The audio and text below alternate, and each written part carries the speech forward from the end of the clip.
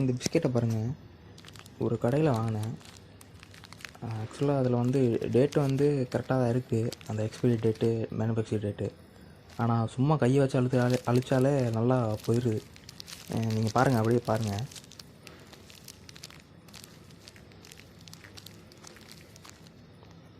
இந்த மாதிரி யாரும் வாங்காதீங்க. இப்போ வாங்குனீங்கன்னா அந்த மாதிரி பார்த்து போகுதா இல்லையான்னு பார்த்து வாங்க. ஏன்னா இப்போல்லாம் எந்த இடத்துல எது கரெக்டாக இருக்குன்னு தெரில.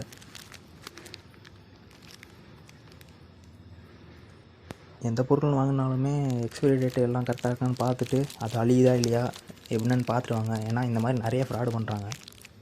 அந்த பிஸ்கட் எப்போ மேனுஃபேக்சர் பண்ணி எக்ஸ்பைரி ஆனது கூட தெரில.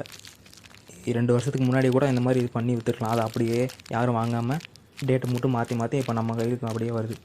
இப்போ நான் ஒரு 20 கிலோமீட்டர் தள்ளி வந்துட்டேன் அந்த பிஸ்கெட்டுக்கு வாங்கின கடையில். இப்போ நான் திரும்பியும் போக முடியாது. அதனால் எது வாங்கினாலுமே எக்ஸ்பைரி டேட்லாம் பார்த்து கரெக்டாக இருக்கான்னு போகுதா இல்லையான்னு பார்த்து வாங்க. இப்போ நான் இந்த பிஸ்கெட்டை மட்டும் சொல்லலை, பொதுவாக எல்லா பொருளையும் தான் சொல்கிறேன். பார்த்து எல்லோரும் ஜாக்கிரதையாக இருந்துக்கோங்க. முக்கியமாக குழந்தைங்க தான் பிஸ்கெட் கேட்குங்க. பிஸ்கெட்டு, சாக்லேட்டு அது இதுவும் கேட்குங்க. பேரண்ட்ஸ் தான் பார்த்து நீங்கள் வாங்கி கொடுங்க. குழந்தைக்கு எதுவும் நீங்கள் தான் சொல்லிக் கொடுக்கணும். சொல்லிக் கொடுத்தா தான் அதுக்கு தெரியும் என்ன ஏதுன்னு.